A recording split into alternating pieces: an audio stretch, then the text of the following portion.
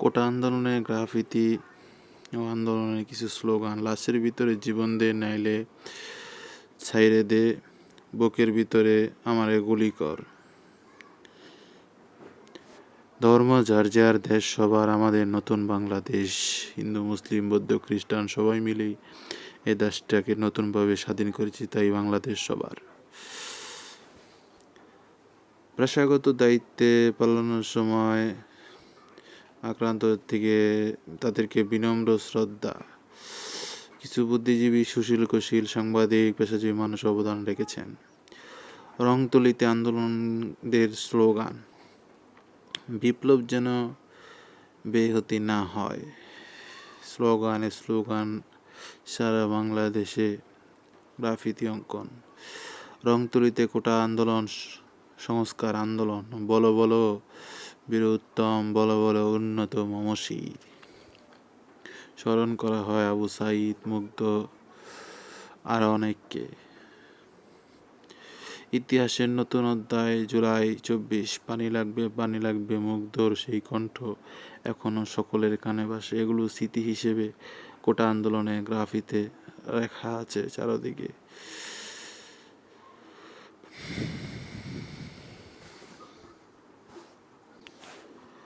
Graffiti ঐক্যের প্রতিবাদ, বলবীর চির উন্নত মমশির। আবু সাঈদকে স্মরণে এই উক্তিটি একে শিক্ষার্থীরা প্রতিবাদ করেছে। দেয়ালে দেয়ালে শহীদদের স্মরণে, ছোট ভাইদের স্মরণে, পুলিশদের স্মরণে, রাজনীতি ব্যক্তিদের স্মরণে, শ্রমিকদের স্মরণে, রিকশাওয়ালা শ্রমিকদের স্মরণে সবার প্রতি গ্রাফিতি অঙ্কন করা হয়েছে। পানি লাগবে, পানি লাগবে, দেশ পরিষ্কার রাখি, কারোর লৌহ কপাট ভেঙে ফেল, লুটপাট, অস্ত্রধর, স্বাধীনতার জয়গান গেয়েছে ছাত্ররা। পানি লাগবে, পানি। স্বাধীন করেছি, সংস্কারও করব। স্বাধীন করলে দেশের রাষ্ট্র সংস্কার করারও অনেক বাকি আছে। রাষ্ট্র সংস্কার করতে হলে সংবিধান, বিচার, আইন, শাসন, প্রশাসন, শিক্ষা, অর্থনীতি, বাজার, দেশের সর্ব সেক্টর থেকে রাষ্ট্র সংস্কার করতে হবে। গ্রাফিতি আন্দোলনের স্মৃতি হিসেবে লিখে আছে তুমি কে আমি কে, রাজাকার রাজাকার, চেয়েছিলাম অধিকার, হয়ে গেলাম রাজাকার।